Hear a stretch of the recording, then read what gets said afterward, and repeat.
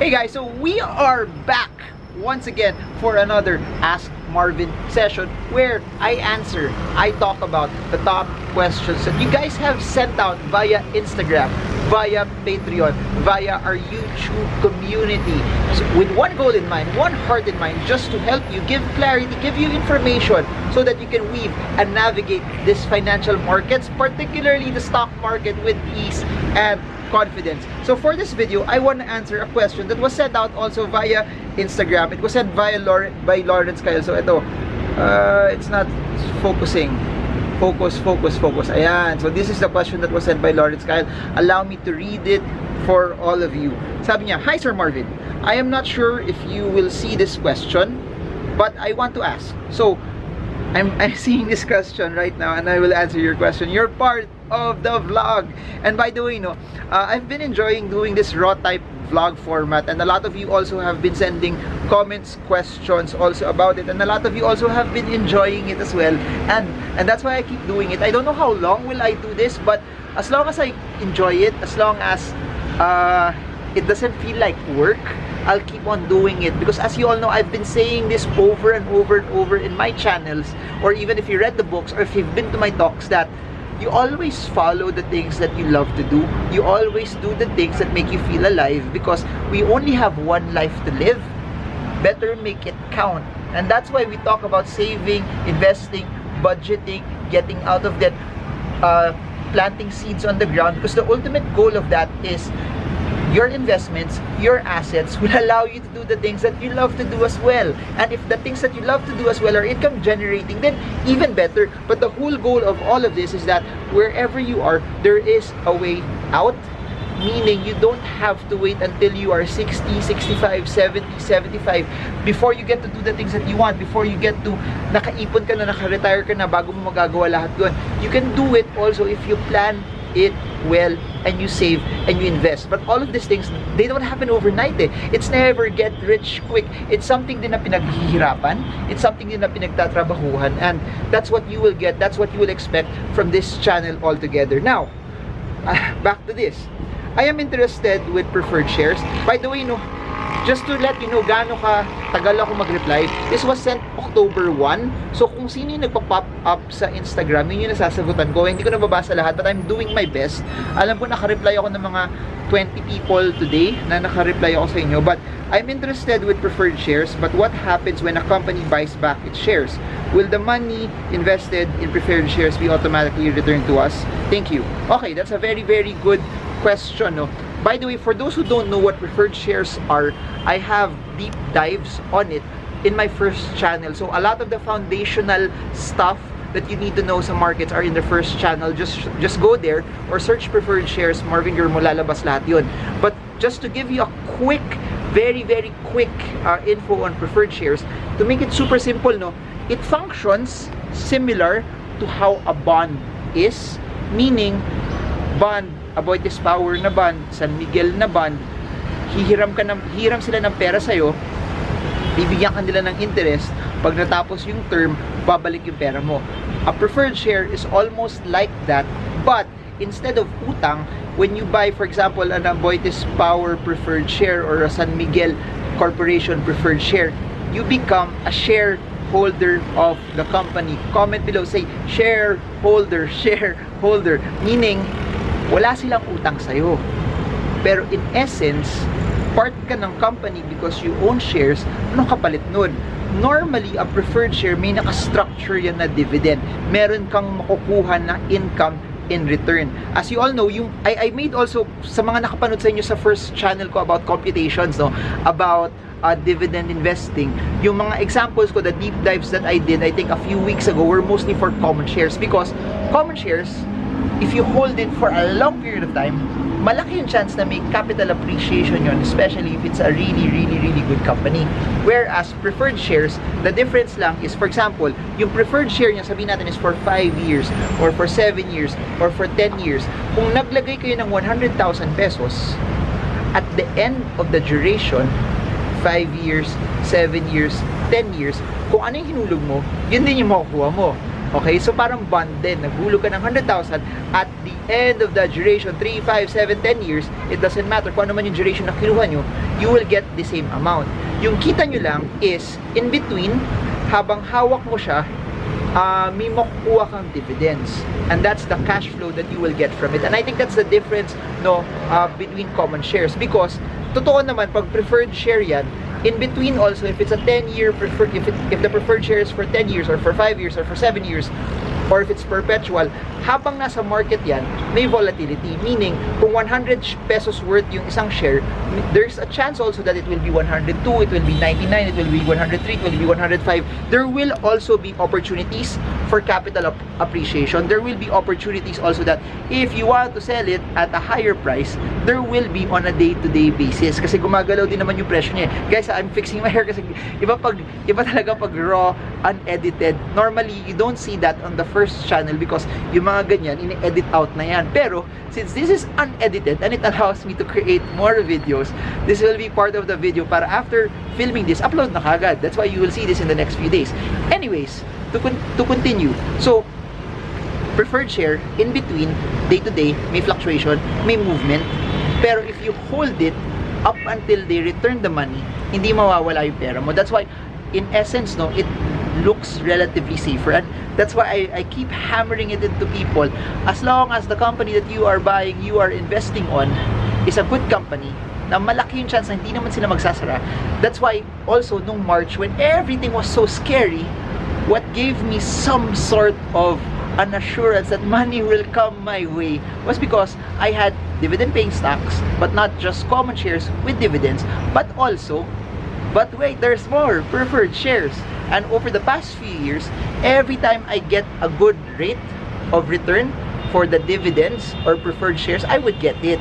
So, just so you know also, interest rates are low right now. So, since interest rates are low, malaki yung chance that if you are getting preferred shares, the rates that you are getting for 2020 are not as attractive or are not as high as what we were getting before 2014, 2015, 2016, 2017, where the rates were better, where the rates were higher. I think 2018 pa nga, I got some Phoenix shares, if I remember it properly, that were around 7+%. If I remember it, I don't have my Excel sheet with me, but I think around that level. Now, going to the question of our Instagram message sender, which is, wait lang, Lawrence Kyle, you're part of the vlog. Sarap ulit mag-vlog, no? I like vlogging. I think what's nice about vlogging is it's so raw and spontaneous. Pag podcast kasi very formal, tapos structured siya. Anyways, yung tanong niya, what if in between kinuha ng owner yung shares? Meaning, may mga options kasi that it can be redeemed before its time. At bakit nila ginagawa yun? Kasi, for example, tulad ng sinabi ko, interest rates before were higher. Kung ikaw yung nagbabayad ng interest rate, kung ikaw yung nagbabayad ng dividends from preferred share, mas gusto mo, mas mababa yung binabayaran mo. So, some of the companies, teka, mababa nga yun, no? What we do na lang is, yung mga luma natin na hiniram, or yung mga luma natin na may bumili sa atin ng preferred shares, bilhin na lang natin ulit, kunin na lang natin ulit, tapos mag-issue tayo ng bago na mas mababa. So, isipin mo, kung dati 7%, kung ngayon 4% na lang, they save the 3%, and then they will raise almost the same amount of money also. So, I think that's the underlying difference. So, yung tanong mo, kung makukuha mo yung pera na pinasok mo, the answer is yes. So, every time it gets redeemed, kung ano man yung pinasok mo na pera, that's what you will get also. And that's what I've been saying also, na halos pareho lang siya sa bonds. Meron yung inherent difference lang niya is you are a owner, you are a shareholder, and you earn via dividends. Totoo, meron din siyang risk na pag nagsara yung company na pinag-investan mo, pwedeng mawala yung pera. That's why it's so important also that you study, that you know, and you know, and you know, and you know, kahit preferred shares pa, kahit bonds pa yan, the company that you are buying. Because if you do not know the company that you are buying, huwag masisilaw sa kikitain. The biggest mistake of a lot of Filipinos is, nasisilaw kagad sa upside, nasisilaw kagad sa pwede nilang kitain, hindi nila iniisip kung ano yung pwedeng mawala. Ako, my technique is I always look at the risk first. Always focus on what the risks are, pero wag matakot sa risk. Your goal also as an investor is not to be scared of the risk, but to manage the risk. But I look at what my downside is first. If my downside is something I can manage, if my downside is something that I can live with, it's something that I can control, versus the possibility of what I could earn also, then I would also go for it. So I hope I answered your question, no? Essentially, you could put preferred shares as an asset class that's relatively safe. You could put preferred shares as an asset class that will be cash flow for life, will be cash flow in perpetuity, especially if what you are buying is a company that's good, growing, it's something na pinag-aralan nyo.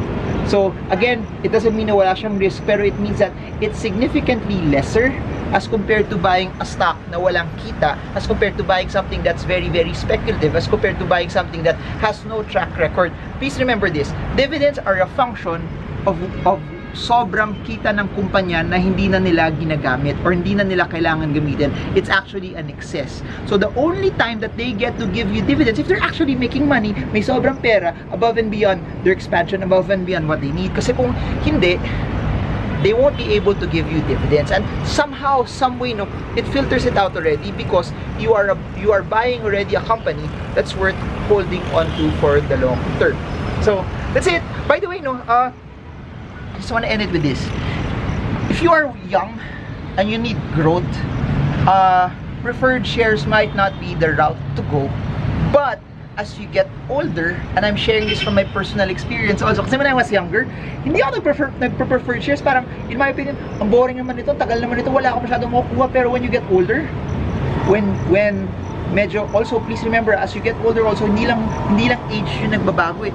Your portfolio, your money will also get bigger. Bakit? Tumataas yung sweldo nyo, nagkaka-savings kayo. Kung hindi naman kayo gumagastos masyado, that means kung ano man yung, isipin mo to, I'm 37. I started working early 20s. That means over 15 plus years of working. Hindi naman ako magastos eh. So that means also, kung ano man yung naipon ko mula 21, 22 years old, either nandun pa siya, or either kung na-invest ko siya, na-save ko siya, lumaki pa siya. So, yung proportion mo of your portfolio also starts to get big. That means that kung ilalagay mo siya lahat sa speculative stocks, can you take your whole portfolio na, especially kung malaki na siya, na mawawala?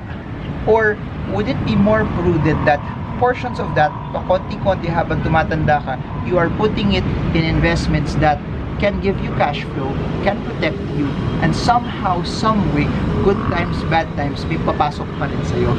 So, yun lang. By the way, please do not buy preferred shares dahil pinag-usapan natin dito, very, very important na pag-aralan nyo, suriin nyo mabuti, because at the end of the day, when it comes to the stock market, it's all about conviction, it's all about buying something based on what you understand and what you know. Never, ever, ever, ever, ever, ever, ever, ever, ever, ever buy something just because someone on YouTube said it. It has to be you who will make the decision. So there, I hope you guys got a lot from this, and this video is always coming out at 5 p.m. so you can expect 8 p.m. video from my main channel and another video from my in this channel, Stock Investing May DC, na Stocks by Request. So, kung meron na tayong schedule in terms of videos, 5 p.m.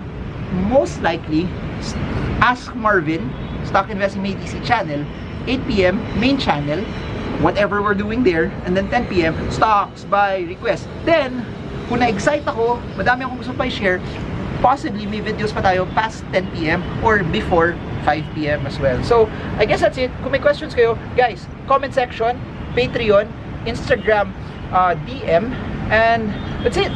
All I want is just to see you win, because it's time for more and more and more and more good people to actually win. It's time for more good people to have the money, because when good people have the money, you can do so much to the world around you. You can do so much to affect people, affect the lives of other people, and you can be a positive influence. I want you, all 9,500 people in this channel who know and have a purpose for their finances, that they want to be a blessing. I really do hope that you do well and you win. And I hope that this channel becomes an inspiration to all of you, that there is a way out, that in the midst of this crisis, you can still come out bigger, better, stronger, that this crisis won't make you bitter, that this crisis won't make you butter na malulusaw kayo, but this crisis will make you better, that you deserve more. Even ako, because of the grace of God, we are getting more than what we deserve. And I believe that grace of God is available to all of us. So that's it for now. Marvin Germo. I hope this video helps you trade well, trade strong, trade smart. See you all again soon, guys, and God bless you all. And by the way, lumalabas dito, no, playlist. You can click that also kung gusto niyo pa ma-update, gusto niyo pa panoorin yung bakong videos. Or dito may button dito telling you to subscribe. Subscribe naman kayo, smash the bell para ma-update kayo every time I come up with new content about investing, about the stock market. So see you all again soon, and God bless you.